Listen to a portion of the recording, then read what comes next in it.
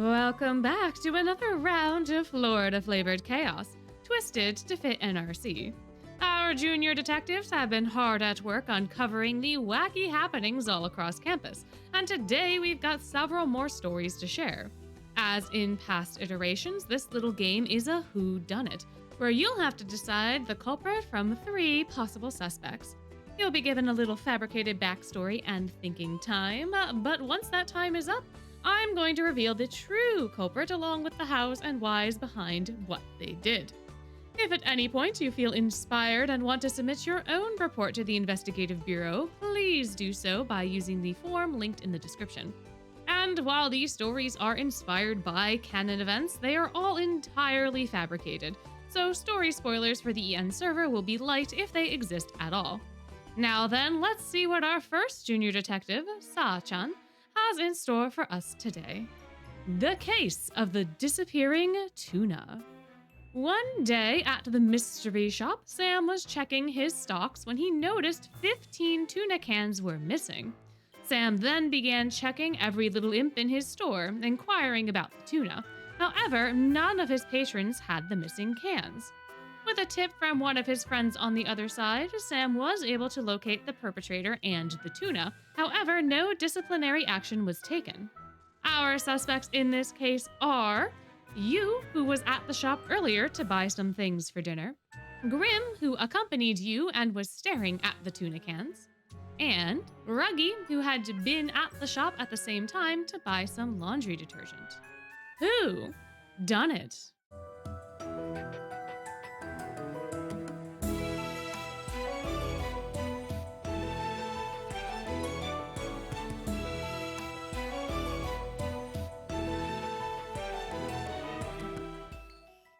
While the obvious culprit here would be Grim, I don't actually think that it's him. While Ruggy has done some petty crimes in the past, I don't think theft at the school store would be one of them. Nor do I think he's in need of 15 cans of tuna for anything, so that only leaves you. But I could be wrong, so let's turn it over to our junior detective to discern the truth. In the case of the missing tuna, it was none other than you. You had seen Grim eyeing the tuna, and knowing that the little gremlin was craving it, you decided to buy it. However, since Sam was busy stalking, he hadn't noticed that you left the payment for their purchase at the counter, and therefore had just assumed that the inventory discrepancy was due to a theft. After his friends helped him discover the culprit and you answered a few basic questions, the matter was resolved and the funds were found. Since no crime was committed, there was no need for punishment, and all parties involved were thankful the issue was able to be resolved so quickly. Thank you, Sa-chan, for this delightful little tale.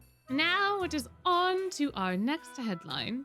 NRC student found indefinitely collared due to internet meme. Students across NRC's campus seem to have taken a liking to the latest internet meme. Everyone except Riddle Rosehearts. The house warden was up to his ears in rage after being inundated with the questions, "What's that one rule about caterpillars and the rosebuds?" And "What rule comes after 66 again?" Day after day after day. At first, he was delighted by his students' interests in the rules, but once Cater chimed in about the real meaning, the tyrant was filled with rage. Despite Trey and Cater's efforts to quell the meme, other members of the dorm just started to get more and more creative with how they were saying it, adding even more fuel to Riddle's fire. Unfortunately, one student had the audacity to ask him why he was upset, and when Riddle ignored them, the student asked, "Is it because you're 6 or 7 inches tall?" Riddle's incantation was heard as far away as RSA, and the student has suffered more than a week bound by their collar. Our suspects in this case are Leona, who was tired of being chastised by Riddle during the latest house warden meeting, Ace, who knows how to rage bait his queen exceptionally well, or Floyd, who is known to get on Riddle's nerves whenever and however he can. Who done it?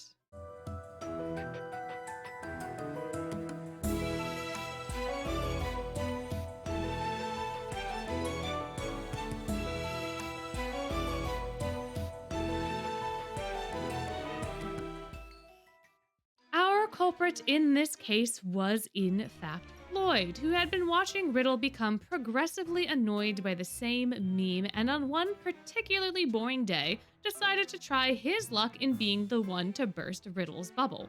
Floyd figured his special magic would negate the coloring if it came to it, but what he hadn't expected was the sheer force with which Riddle screamed at him, or the particularly non-existent casting time of Riddle's unique magic. These two factors combined threw Floyd off, and Riddle was able to collar him with ease. Despite being collared, Floyd was still laughing in Riddle's face, causing the house warden to vow that he will never remove the collar from the eel.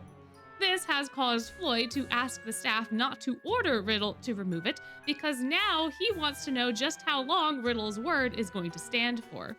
The investigative bureau will check back in with the eel in the following weeks to see if the collar ever does get removed. Our next headline was set in by an individual whose name I am sure to butcher the pronunciation of, Tokpkjna. NRC student causes chaos at local electronics store. One afternoon, Dyer Crowley was walking through Porttown when he was spotted by the manager of an electronics store.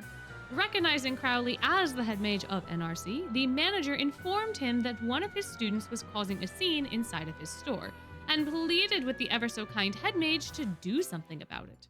With the reputation of the school as well as his own at stake, Crowley jumped into action.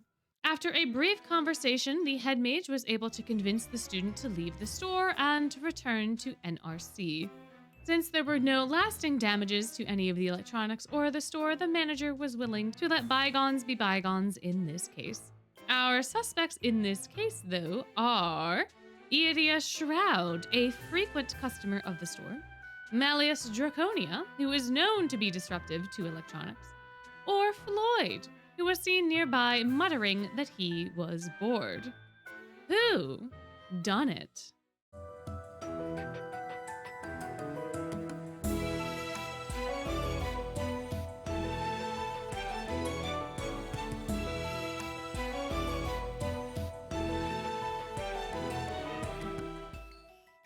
I'd hate to blame Floyd, but I'm gonna do it anyways. I think if Lydia had to go to the store in person, he'd be the last individual making a scene, and I can't imagine why Malleus would be there unless it was to pick up his repaired phone, but even then, I feel like Lilia would be the one to get it for him anyways. So the only one left in my mind is Floyd, but let's see what our junior detective had to say.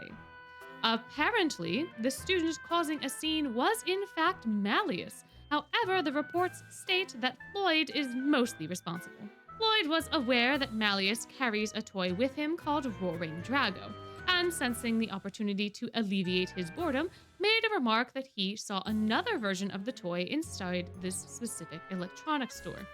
Malleus was eager to give his digital pet a new friend and was extremely upset when the manager informed him that they did not have the old toy in stock, causing a bit of inclement weather within the store. Luckily, the head mage was able to talk Draconia down from drowning the innocent electronics, saving the day like the oh-so-wondrous individual he is. Thank you, Tokpkjna, for your lovely report. Now, on to our next headline.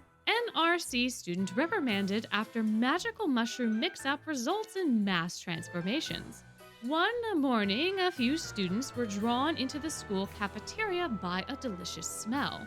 Instead of finding the ghost chefs, the students found one of their fellows whipping up a large mushroom stir-fry.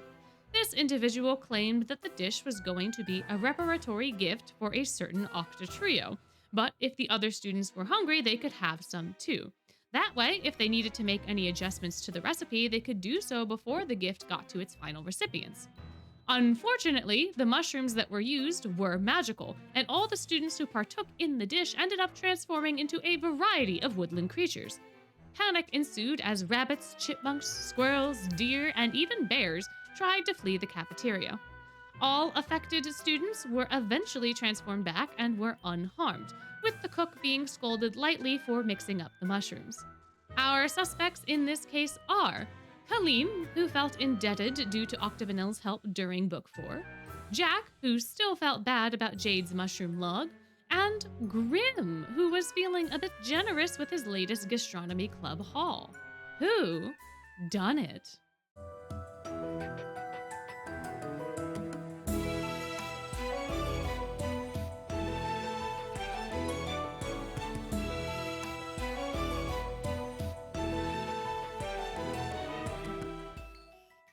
This one was a bit of both, with Kaleem and Grimm's combined efforts creating the catastrophe. Kaleem had been looking to repay Octavanel for their troubles, but Jamil cautioned him not to give Azul monetary goods, so the House Warden decided to cook a dish to repay the group for the ones they cooked him. Grimm just happened to be passing by while this was discussed, and knowing that free food was on the table, decided to involve himself by offering the mushrooms he collected during his gastronomy club activities. Unfortunately, the mushrooms Grimm had picked were a magical variety Jade was attempting to grow for potionology, a mushroom that had the potential to transform humans into woodland creatures if used incorrectly.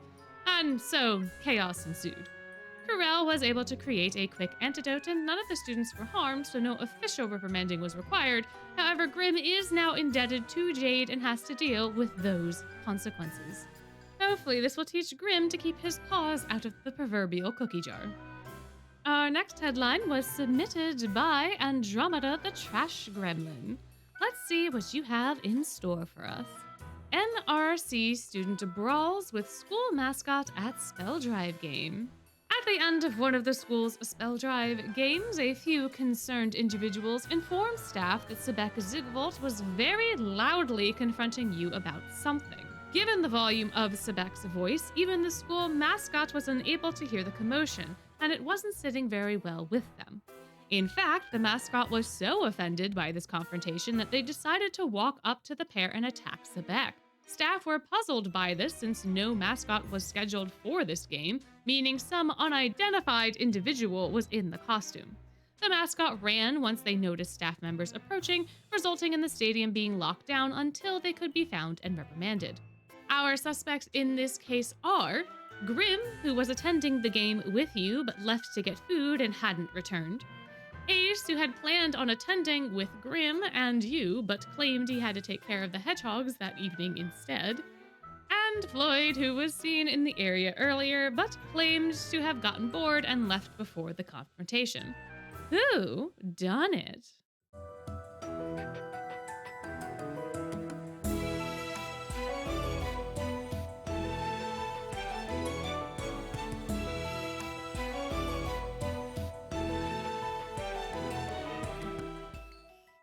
Surely this chaos couldn't have been caused by Floyd yet again, could it? I can see Grimm being easily mistaken for a mascot, and he would protect you, but staff would have been able to identify him easily enough. I don't know.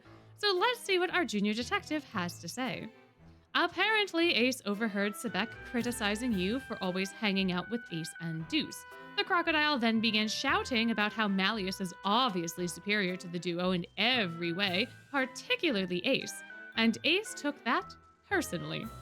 Finding the mascot costume unguarded nearby, Ace decided it'd be the perfect camouflage for teaching Sebek a lesson, and therefore donned the getup before attacking him, which of course led to the two of them brawling. Ace was found by staff not too long after the incident in the middle of getting out of the costume. Ace claimed to be putting it on instead since he had taken care of the hedgehogs earlier and was just now returning to the stadium, but a short talk with House Warden Rosehearts dissolved this alibi. However, Crowley, in his infinite kindness, decided that the boys should not receive detention, but instead should be forced to be NRC's mascot in every upcoming spell drive game without pay. Since Ace had so much energy to spare, surely he could put it to good use to enhance school spirit, no? Thank you, Andromeda the Trash Gremlin, for your wonderful report. Now it is on to our next headline. Miscommunication results in dire beast kidnapping. Victim returned to Ramshackle unscathed. After a week filled with misadventures due to Grimm's actions, the Ramshackle prefect decided to vent to their friends about the glutton, even jokingly saying they wished someone would take them off their hands. This was misinterpreted as a genuine desire by one of the students, and so this individual set out to literally take Grimm off the prefect's hands. After confirming with their house warden that a temporary residency could be established, this student went to ramshackle and effectively kidnapped Grim by promising him food and games. When you returned to the dorm and found Grim missing, they began to panic, asking around to see if anyone had seen him. Eventually, the dire beast was found stuffing his face in our suspect's dorm, and our suspect apologized profusely to you for taking Grim away without informing them. All was forgiven, and Grim was returned unharmed. Our suspects in this case are Deuce, who is known to earnestly want to help his friends; Ortho, who knew Edia would be completely fine with housing Grim for a while; and Apple, who's got experience taking care of critters like rabbits. Who done it?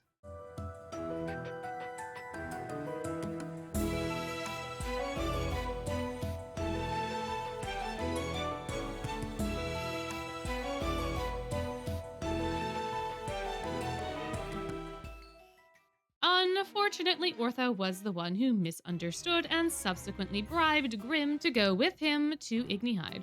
Edia was pleased with the idea of cat or dire beast sitting, so there were no issues with permission on that side. Grim was also happy to spend an afternoon playing video games and eating all sorts of junk food. Ortho got a little too absorbed in teaching Grim how to play the various games to inform you that they took Grim off their hands, and thus began the prefix panic. Since Ortho had pure intentions and Grim was unharmed, the prefect was very willing to let the incident go, simply asking Ortho to inform them if he was ever going to do something like this again. Ortho agreed, and the now 3 friends continued their gaming session to relieve some stress caused by the miscommunication. Our next headline was sent in by Lily of the Valley 003. What tale does our junior detective have for us today? NRC student almost taken out by unbirthday party cookies. A few NRC students were at an unbirthday party when they saw a plate of freshly baked cookies. The cookies looked like they might be some type of dark chocolate due to being pitch black and slightly crumbly, so these unsuspecting students decided to try some. Unfortunately, everyone that took a bite simultaneously collapsed onto the ground. It was later discovered that the cookies were not only overcooked and raw in the center, but also accidentally used a type of nightshade instead of blueberries. Luckily, the cookies had activated charcoal as well, which countered the nightshade's effects, and there weren't nearly enough berries to be deadly. However, the student that made the cookies was not let off the hook easily. Instead, they were lectured for hours and made to take mandatory cooking classes where they had to follow the instructions to the letter, or they'd have to repeat the course. After several months of failed classes, staff just gave up and the students' culinary concoctions were unleashed upon the school once more. Our suspects in this case are Riddle, who had been trying to help Trey out by making some cookies for the upcoming party; Lilia, who had shown up while Riddle was baking on some important house warden matter; and you, who was also there while Riddle was baking, lending him a hand and giving him some pointers. Who done it?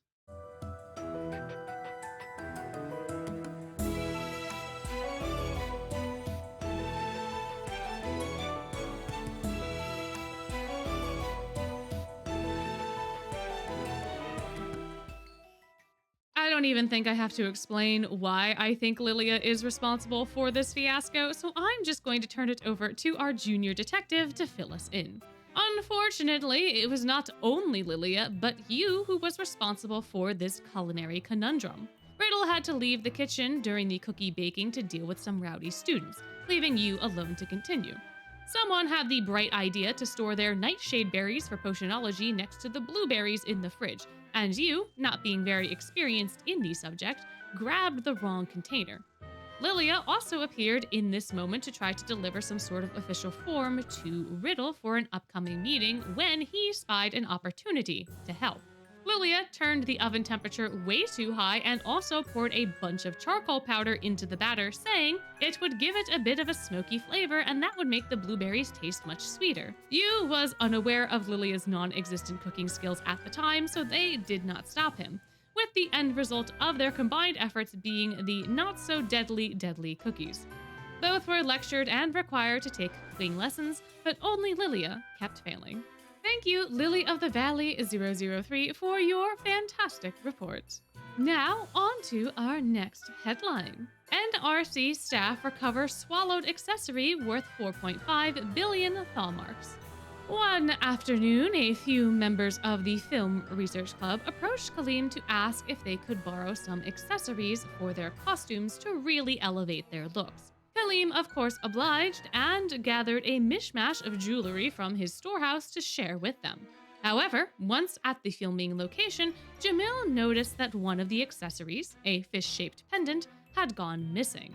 The film club members' frantic searching led them to an unaffiliated student who was hiding nearby. This individual appeared to be swallowing something upon their discovery and, when asked, denied that they ever saw the pendant. Vil and Jamil were not convinced, so they asked Ortho to scan the suspect for traces of the jewelry, and once busted for their crime, the student was made to immediately throw up the pendant. A long lecture by the house wardens as well as the student's own dorm leader were deemed punishment enough. Our suspects in this case are Grim, who is known to eat just about anything and everything, Ruggy, who allegedly swipes valuable objects that are left lying around, and Ace, who is good at sleight of hand and maybe wanted a little extra pocket cash. Who done it?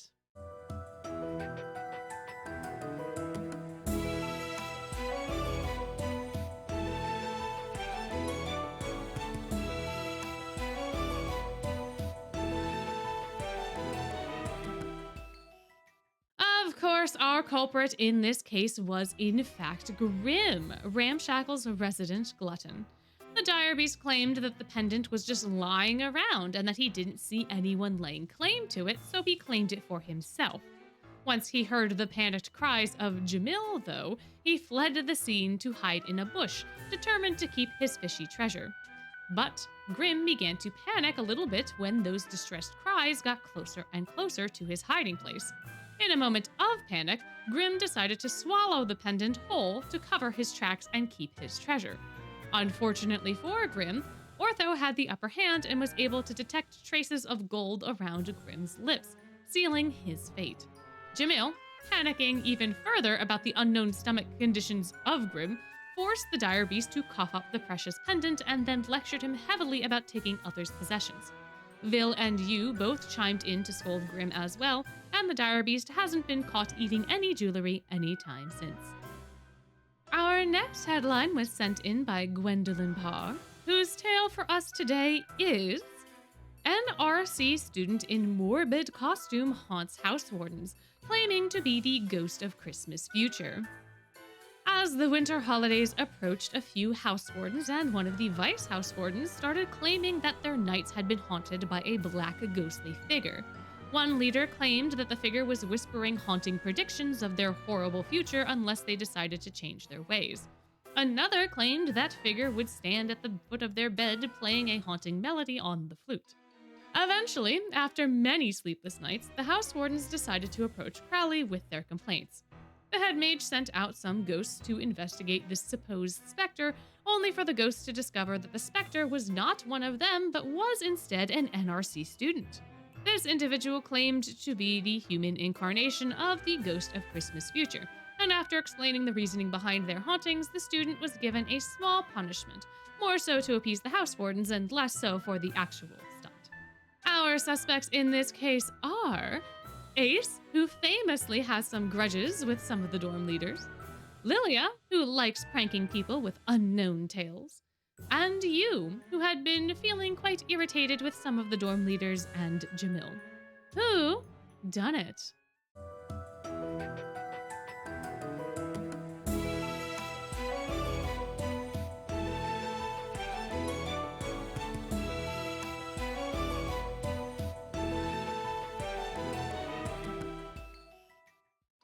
Some forbidden knowledge, so I cannot comment on this one. Instead, I'll just hand it over to our junior detective to explain. This specter was actually you, the ramshackle prefect. According to you, the house wardens plus Jamil had been reverting back to their pre-overblock ways, and you had decided to do something about it to try to prevent another overblot incident. After a few days of thinking, you remembered an old holiday story from their world, and with the help of the ramshackle ghosts, Grim, and the pop music club, You created their ghostly costume and began their haunts. They would sneak into most of the house warden's rooms via their windows, tagging in Jade and Floyd to assist them in Tokpkjna, and would haunt their victims using the advice they got from the ghosts, with their borrowed flute aiding their terror. The victims' behavior eventually got better, at least marginally, but the haunts could only go on for so long, and eventually you was caught. However, you told our junior detective that they regret nothing and would do it all over again if they had to. Thank you, Gwendolynparr, for your wonderful report.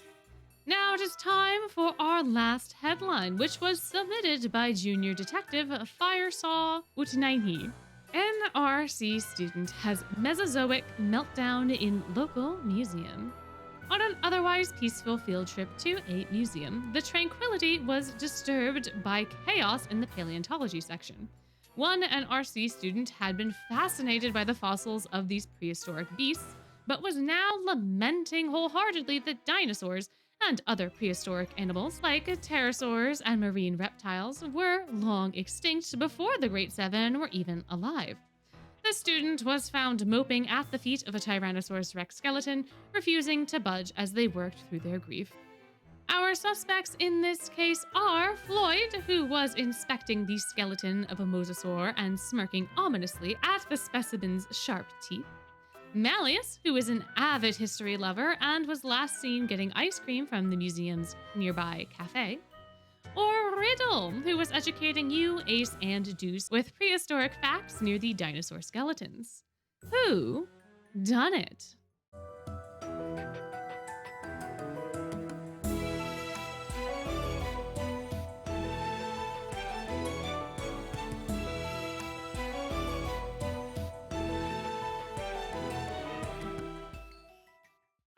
Like Riddle would be well versed enough in prehistoric history to already know about the dinosaur extinction, so he's out. Malleus is sheltered, so it wouldn't shock me if he didn't even know about dinosaurs, and Floyd's reaction to anything can be a bit hard to predict, but I think I'm going to go with Malleus because Floyd at least knows about the potential extinction of sea monsters due to the Atlantica Memorial Museum, so it wouldn't be too much of a stretch for him to just believe dinosaurs were also extinct. But as always, let's turn it over to our junior detective to reveal the answer. Poor Malleus was so excited to see ancient history that not even the old Fae books he had read could recount. He was at first eager to explore the dinosaurs and other prehistoric animals, even placing a mini crown on the Tyrannosaurus skeleton's head, much to the distress of the museum staff, whilst proclaiming he's the tyrant lizard king, is he not? However, what caught his eye most was a pterosaur called Infernodrakon, a close relative of the more famous Quetzalcoatlus. Infernodrakon means dragon from hell, and Malleus first thought that the pterosaur was an actual dragon, only for Lilia to break the news that not only were these animals long extinct, but that Infernodrakon was not a fellow dragon at all and was just a scientific name. The poor boy's heart was crushed, going through all 5 stages of grief simultaneously, returning to the T-Rex skeleton to remove the crown he had given the long-dead regent. His grief did cause a small storm to form within the prehistoric section, so fellow Diasomnia members quickly brought Malleus to the museum cafe for a mint chocolate chip ice cream cone, soothing his sorrows and the storm both. Thank you, Tokpkjna, for your lovely tale, and thank you to all of our junior detectives for their submissions, regardless of whether or not they were featured in this video. And as always, let me know down below how many you got right, what your thoughts were about each of these cases, and whether or not you like this sort of content and want more like it. If comments aren't your thing, you could always like and subscribe instead. But before you go, I just have to remind you that you're amazing, and I hope you have a wonderful day.